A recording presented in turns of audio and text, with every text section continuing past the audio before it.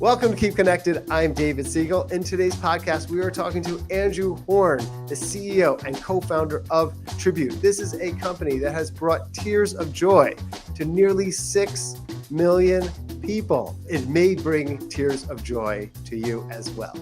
Happy listening. Andrew Horn, welcome to Keep Connected. I'm excited to be here.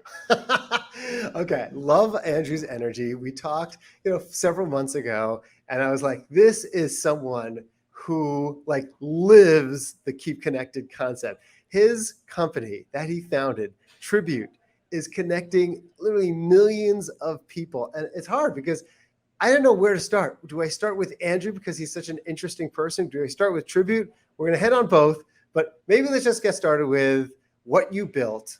And you built a lot of different things. I could tell everyone about Tribute, but tell us about why you founded the company, what the company does. It's Hallmark 2.0. 82% of people are brought to tears of joy when they use Tribute. What is Tribute and why does it help people keep connected? All right, well, just quick acknowledgement. That's the best lead-in ever. And so I'm very excited to be here. And again, I can nerd out on connection and community and communication all day. So thank you for having me. I'm very excited for the chat.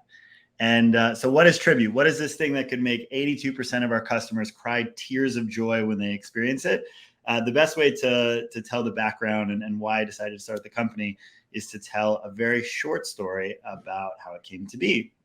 And so on my 27th birthday, my girlfriend at the time, now wife, Mickey, decided that she was going to surprise me with a very special gift. So she took me out to dinner. We weren't making any plans. And what I didn't know is over the week prior to my birthday, she had reached out to 20 of my closest friends and family members. And she asked each of those people to submit a 1-minute video telling me why they love me and how I had impacted their life.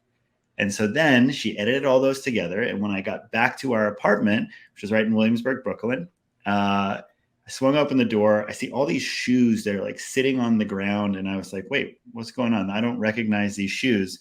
And then I hear this countdown, 3, 2, 1. And all of my friends jumped out of the bathroom and the closet and behind the kitchen counters. And so she was throwing the surprise party. But that was not where the surprise ended. Because what Mickey then did is put me in the back of the room. And she showed me the video that she had created of all those videos that my friends had submitted. So one by one, the first video is my dad, who I know he loves me a whole lot, but it doesn't mean that he says the words, I love you a lot. And he says those words in the first video. And then it's my mom. And my mom's telling me how proud of me she is and how thankful she is that I helped her to start her new business. And then the third one, and this is where things really took a turn, was my friend Matt. And in his video, Matt said the words, I want you to know you're my best friend. And Matt had become a new best friend. And as an adult male, I was 24 at the time, to vocalize those specific words were so powerful. I get goosebumps even right now when I think about it, right? Because it's a vulnerable thing to tell someone how much you care. And in that moment, I just lost it, and the waterworks came out, and I started bawling, and my friends are hugging me, and I'm watching the videos, and I sat there and I just cried for the next 20 minutes as I watched all these videos and really allowed it to impact me. And then I came out of this, I kissed Mickey, I said, this is the best gift I've ever received. How did you do this? And she looks back at me without blinking an eye, and she says, well, it really sucked. It took me 15 hours. I had to edit all the videos together. I had to email people hundreds of times. I had to basically, get all files through Dropbox and Drive and text message. And so I walked into our bedroom and I just needed a minute to kind of process. And I was there and I said, wait, so this is the best gift I've ever received. It's really hard to create. I did a quick Google search and I said group video montage, collaborative video. And there was just nothing that actually did this. And so essentially I was like, this is a tribute video. I know what this is. And what started as this little mission to share that powerful, transformative experience I had in the back of the room with the world has, over the past 8 years, grown into this global movement where now, we've delivered almost 6 million videos through our platform. And fundamentally, why we exist and why we care about this thing and why we were able to endure through some really challenging times for the company is because we believe that sharing our appreciation is one of the simplest and most effective things that we can do to build meaningful relationships, connection, and community.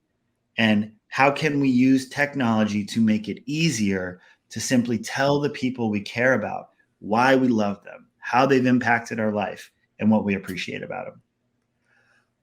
Beautiful, beautiful. And what you did is you started with a clear problem. It was a clear problem. And that's the Totally. best way that startup companies start. It's got to be there's a pain point, and it's got to be something that people care a lot about. And you made it close to 6 million people impacted. Okay, you use the word appreciation. And with close to 6 million people expressing appreciation, there must be some thoughts that you have on how do you best express appreciation. You know, your parent, your father said I love you. That's certainly an appreciation.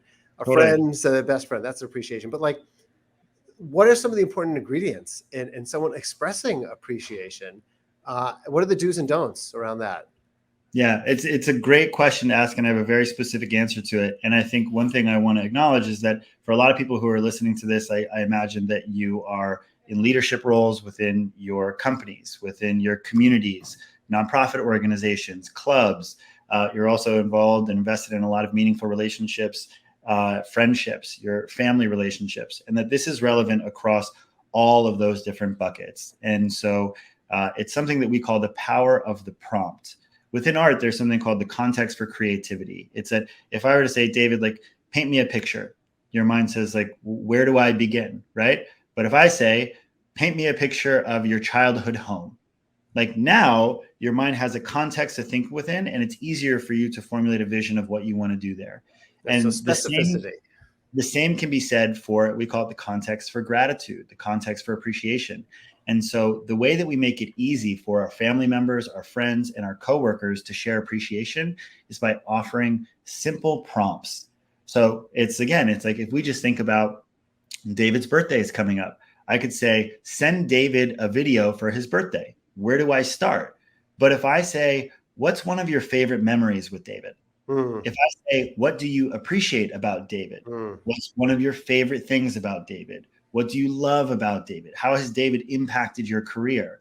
So by offering a prompt, what you do is a couple of things. Number one, you already lodge an answer in the potential participant's mind, right? So it's if someone is in a relationship with someone, especially a positive one, and you say, what's your favorite thing about them? They have a favorite thing. So now they don't even need to think about anything. You've already given them an answer and something they can share.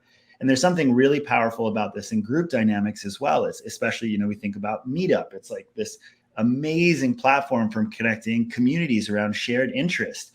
It's that when you provide a prompt to a group like that, what you do is you create a positive peer pressure where you show people that this type of communication is celebrated here, right? In an office place, if you say, hey, it's Tiffany's birthday, or it's her 15-year anniversary, let's all tell her like what we most appreciate about her.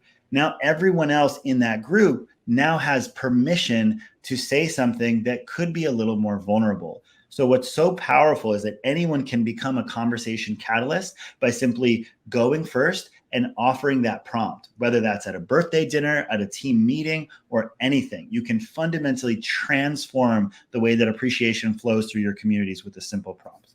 Oh gosh, I love that. I actually have to give an example from Meetup of what we do. So every other week we have an all hands meeting at Meetup. It's actually called Meetup Date. And at the end of every Meetup Date, the last 5 to 10 minutes is props. And it's always the same thing, which is we say, who wants to give props? And then it's like silence.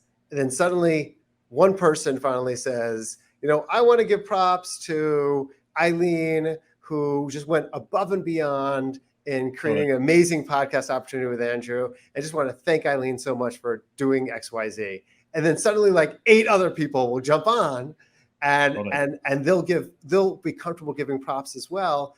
And there's this safety, there's this environment that we created that once someone gives props, the flow of props then continues. And then the other thing that we do is, because some people don't feel as comfortable speaking up verbally in front of the entire company giving props, so we have something else on Fridays called Feedback Fridays, And on Fridays, people also call someone out and say, like, just wanted to thank XYZ person for all the work that they did. And we do that in Slack. But we've created these rituals, Totally. both verbal rituals and also written rituals that go out to the entire company. And then people just jump on afterwards, which is sometimes the best part, is the responses back to the appreciation. So I think it's a great, thank you for giving the example, please. And another one that you just talked about there is you just used the word ritual. And for us, like our entire culture is based around rituals. And I think that the best definition here is one that I got from a friend named Priya Parker, who wrote The Art of Gathering. If you haven't had her on, you should. She'd be amazing. I just met her last week at a conference. She is amazing. Okay, I agree. great. And so one of the things that she says that the difference between routine and ritual is one word: intention. Ritual are the things that we do consistently with intentionality.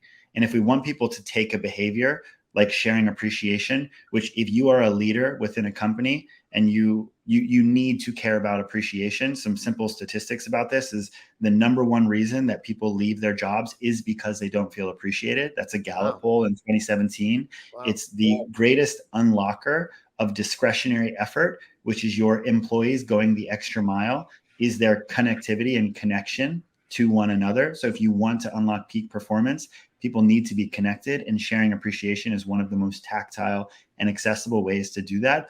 So creating these rituals where if it's a one-time thing and you're just saying, hey, let's share some kind words about people in the office. People haven't built up that muscle yet, right? Because they don't have that habit. They don't know that it's okay. They're scared to go first. But the second that you create props where every meeting now ends with that, people start to get that. They get more comfortable. It's every leadership meeting that we start up on our team on Mondays, we start with gratitudes. When we close on Friday, we start with gratitudes. What are we grateful for? And so you build that muscle and you make the behavior much more accessible, easier, and consistent when we take a stand for creating those types of rituals. Wow. Okay. You brought up the word gratitude and appreciation. It actually got me thinking a little bit. And I came up with my own difference, but I'd love to hear your perspective first. Is there a difference between gratitude and appreciation?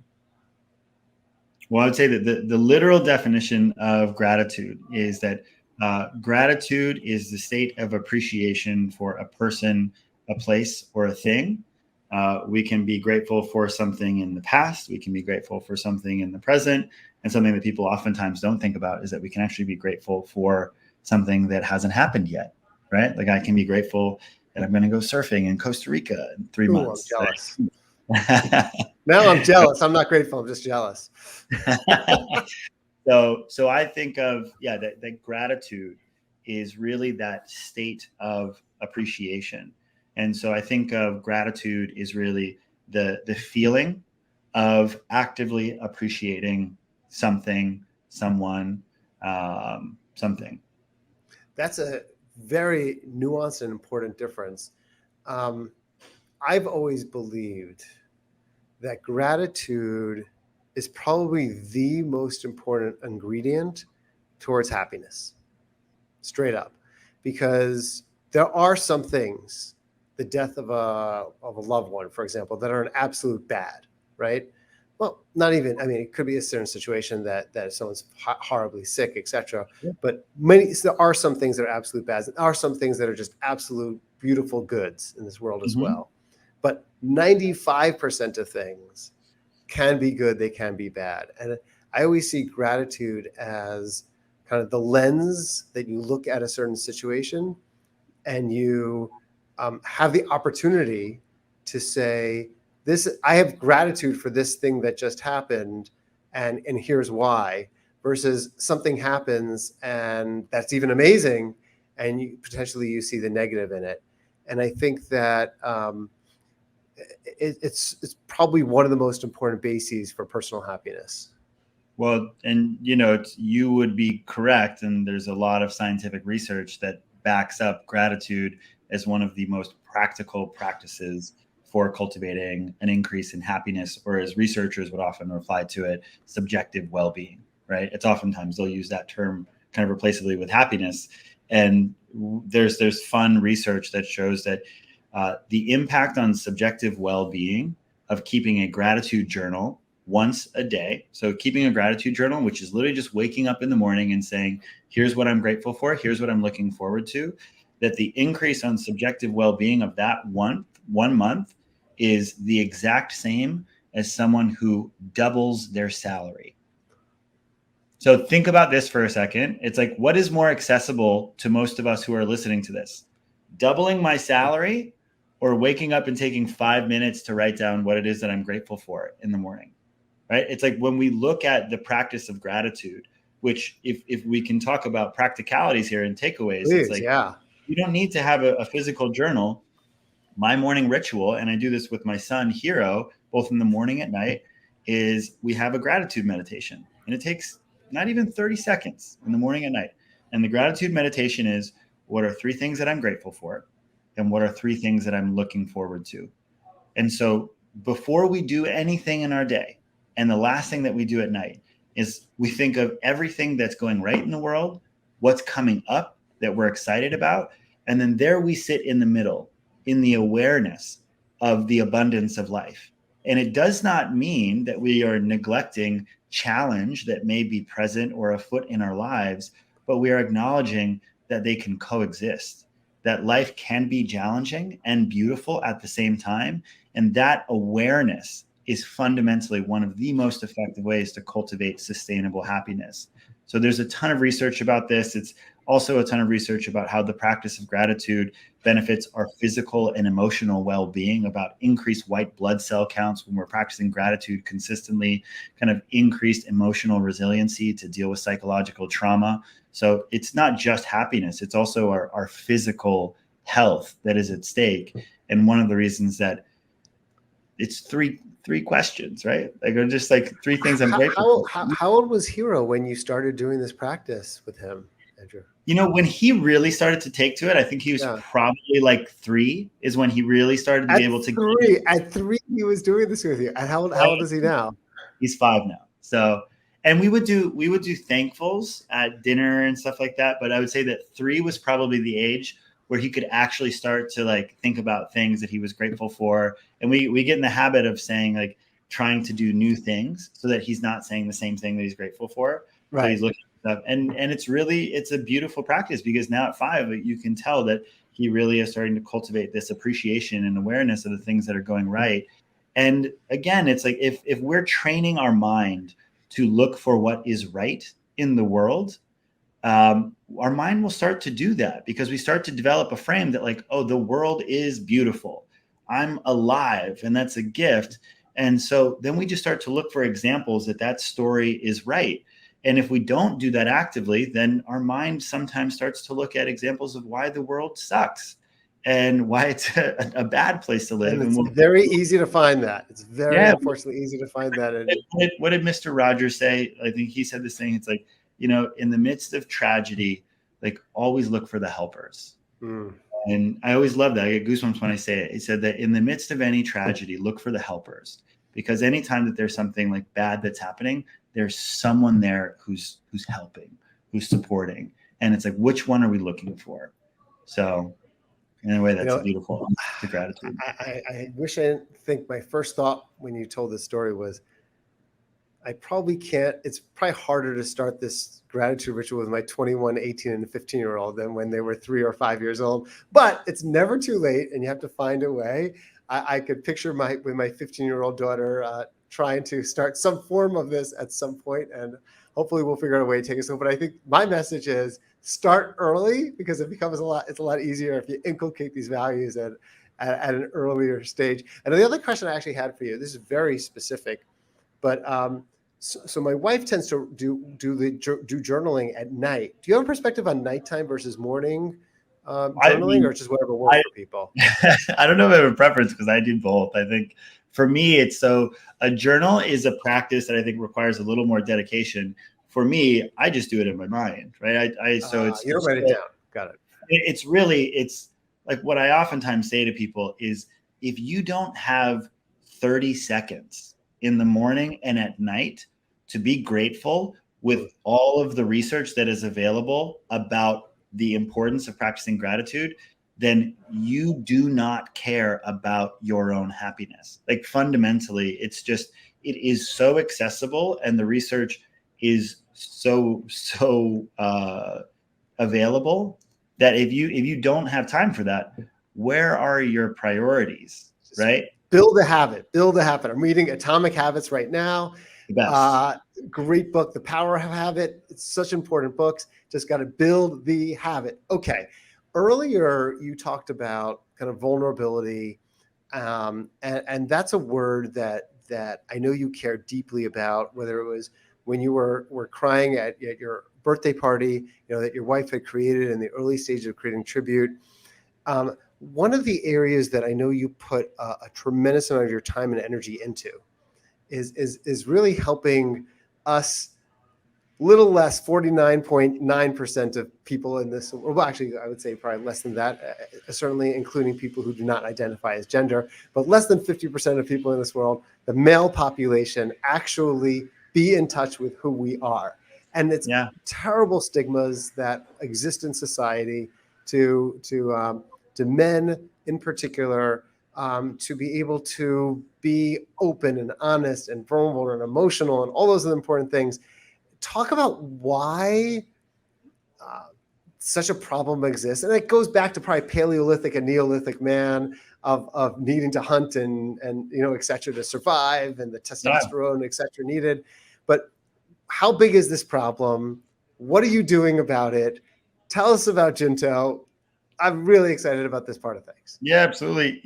I think so much of it was my own journey, where I've been active as a communication coach and strategist and facilitator for the past 10 years.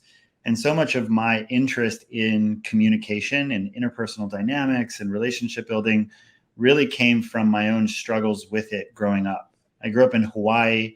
I was bullied a lot. I didn't have strong community, felt very isolated. And so at a young age, I became focused on cultivating these skill sets that I thought would give me the friendships and the relationships and the community that I so desired and lacked at an early age. And what I developed in all this time I spent studying communication ultimately was this awareness that I was really focused on trying to package myself in a way that other people would like, because I didn't think that I was fundamentally good enough. I didn't think that I was worthy of love or respect or success.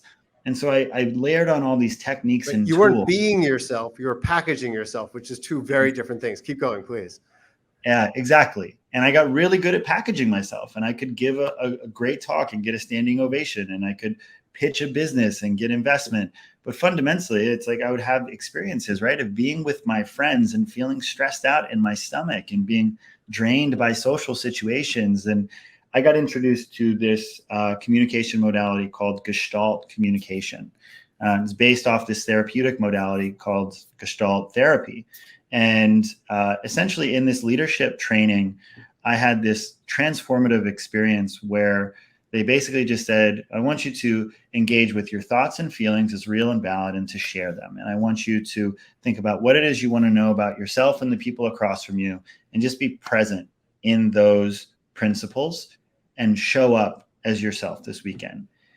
And I can tell a story about the moment that everything changed for me, which is that when I go on to personal development retreats or workshops, I usually just say, okay, I'm going to go all in. I want to see what you have to teach me and how I can be different. And so I went to try these on, and I had this experience with this woman who was at the event with me.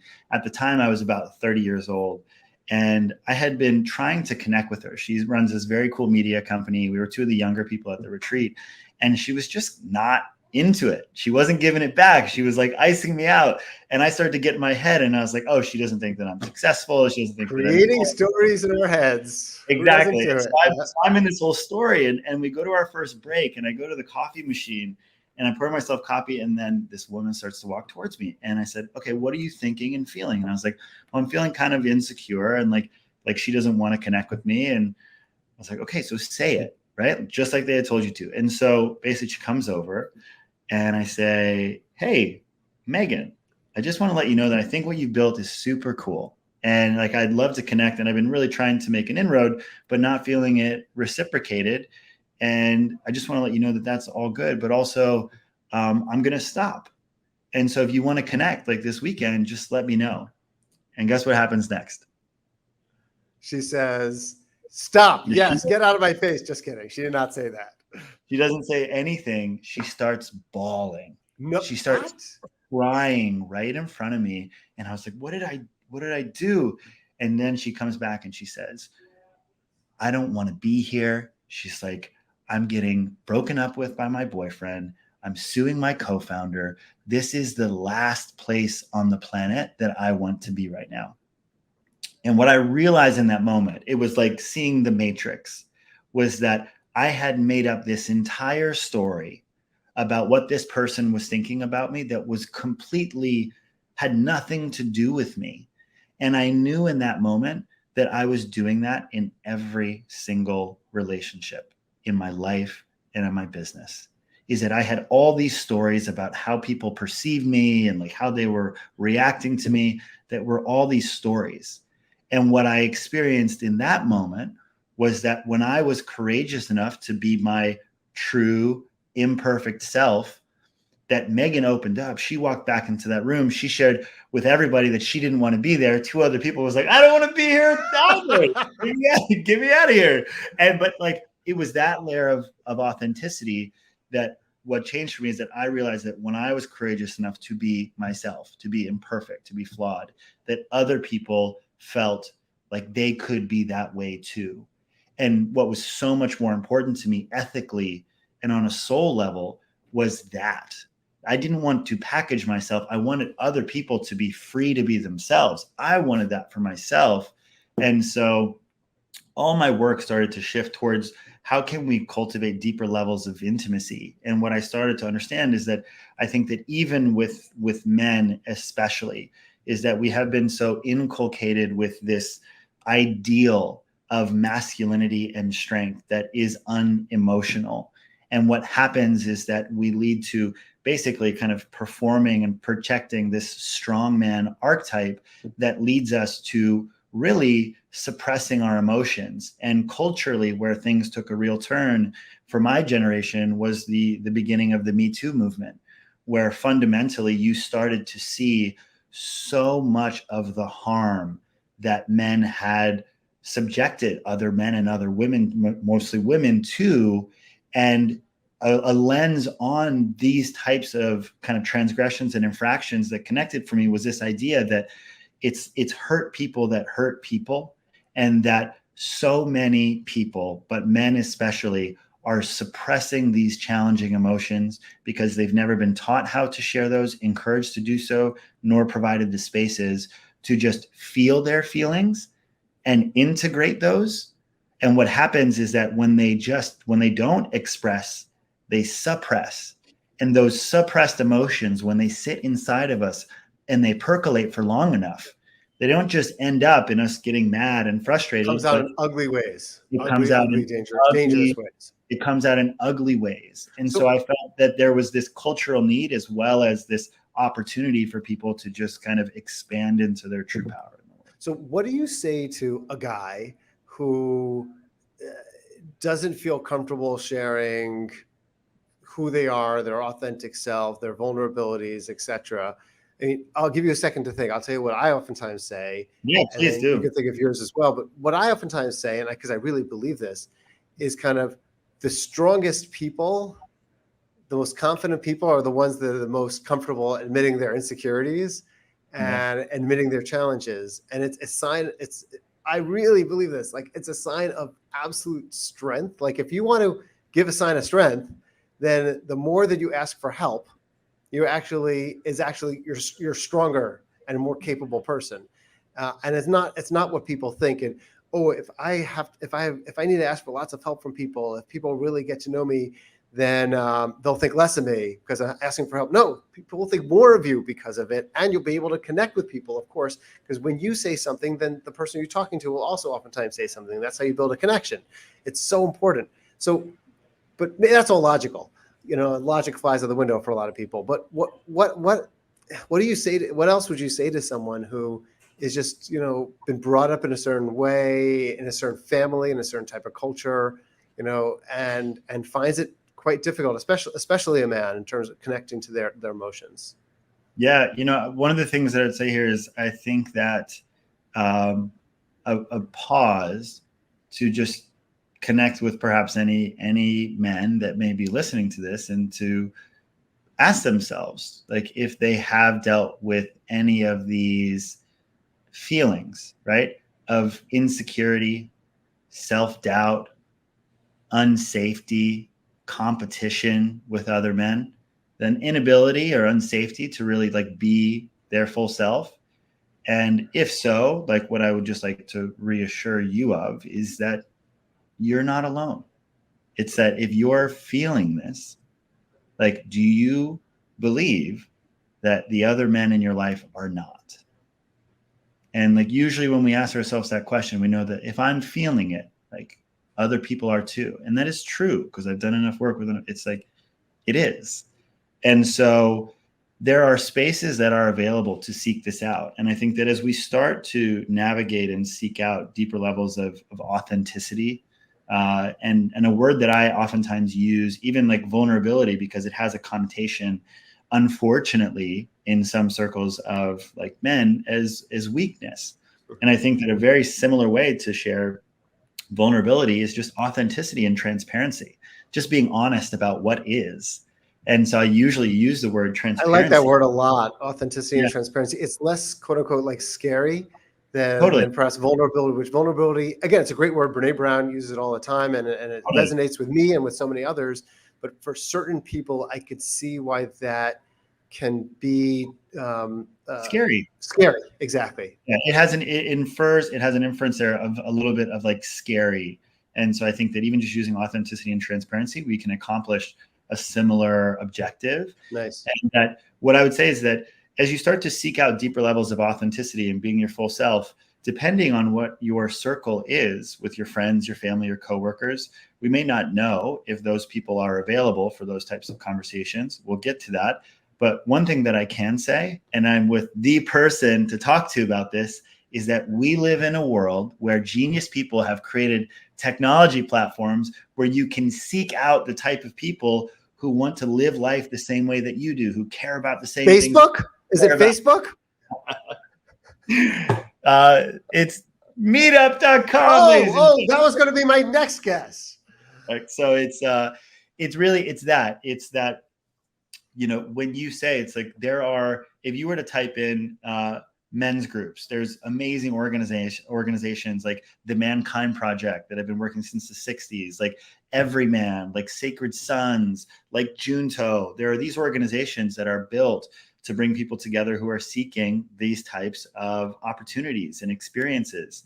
And so you can seek those out by simply just, I call it GTS, which is our internal mantra at Tribute. It stands for Google that S word. You can call it stuff for now, but it's just, if you have a question, just Google it. You'll find someone else there where it's like, how do I start a men's group? If you Google that, you will find step-by-step instructions to do this. And I sit in a men's group every single week with 9 men. I've been doing it for about 6 years now. And if you wanted to start to do this kind of thing and it doesn't exist, guess what? You can create one.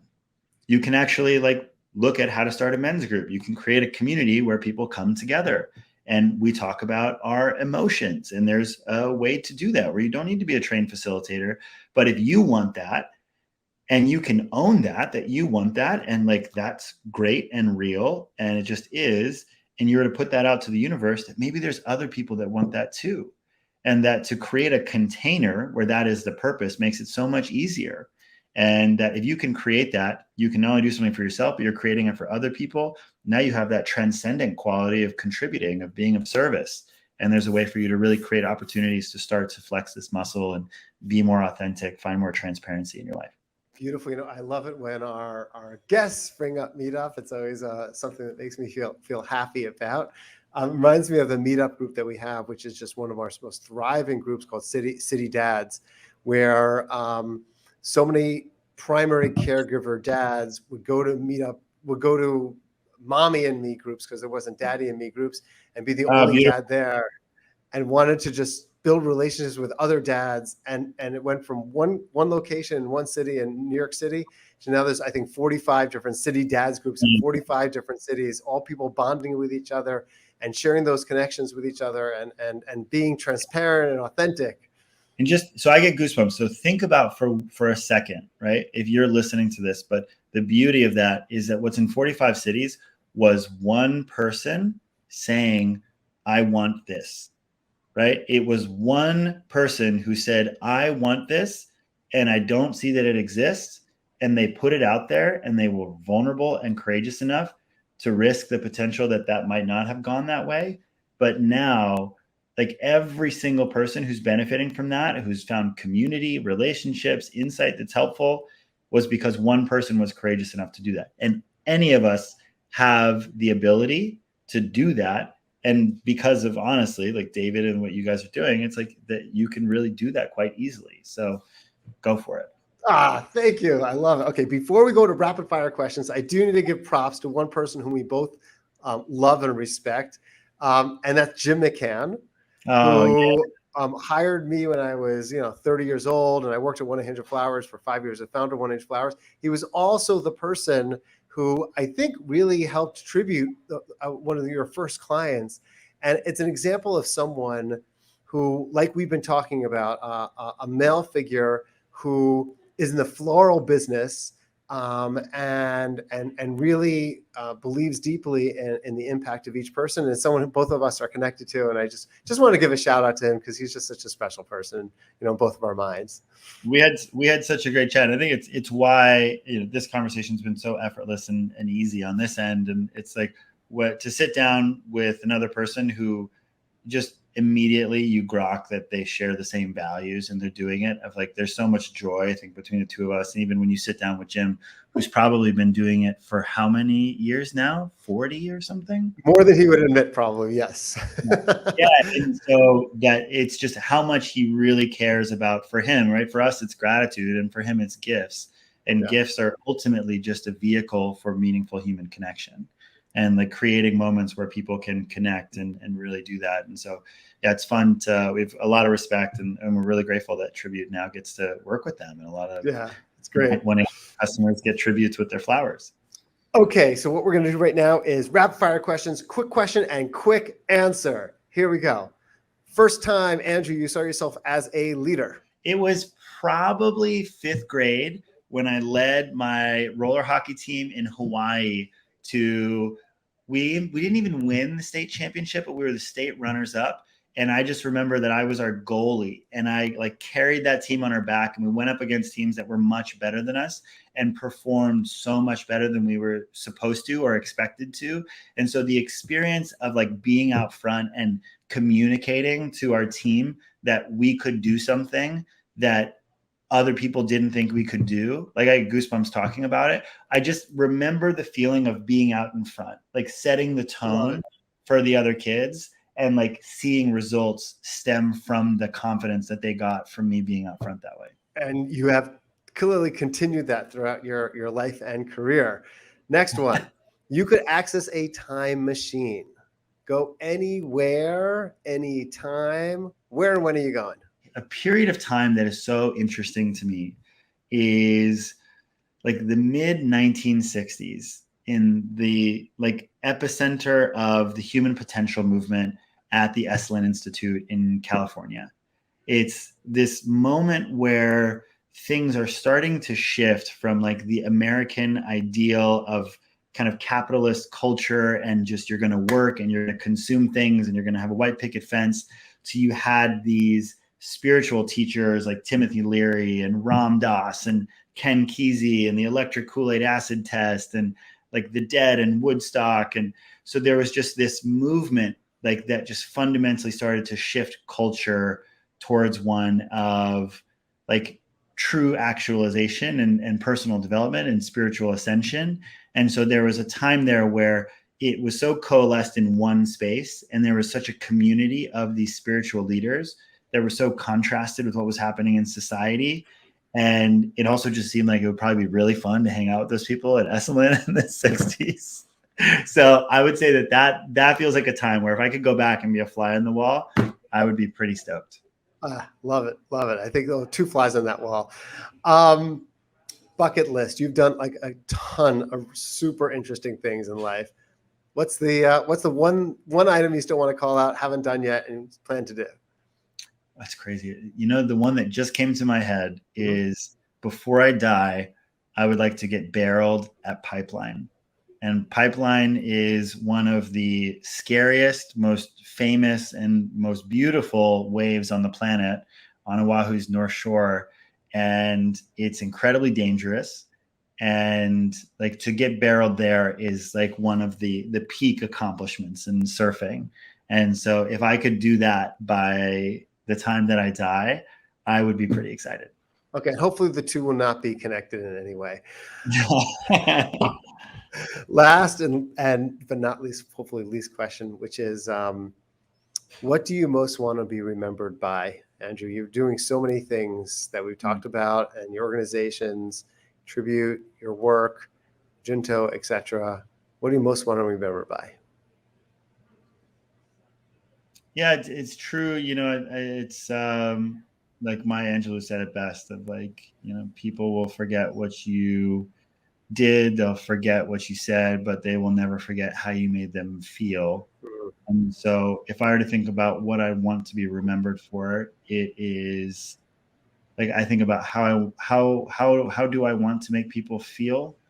And I think fundamentally, like I would just want everyone to know what I tell my son every single night, like which is that like you are loved, you are supported, and that you're perfect exactly as you are, like that you're enough. And if I could, like if people could feel that, which I think the people that know me, like I try and I think I do with a lot of them, but if I could really be remembered for helping people feel their own enoughness, like that, I would be really happy. Well, I have to say, I loved this podcast. Thank you for the support in this podcast. So thank you again for all of your time and your energy and your support of Meetup and the work that you do. And obviously continue to look forward to connecting with you and being part of how you connect with others. So thank you. And thank you for your creation. It's like from one technologist to another. You know, from like my early days starting Tribute and talking to Scott, like in the Meetup offices, like I've always just like, it's just not an understatement to say that it's like, it's one of the most important pieces of technology that exists today. And it's done so much good in the world and is needed now more than ever. So I'm grateful that we're connected and looking forward to the next time that we do it.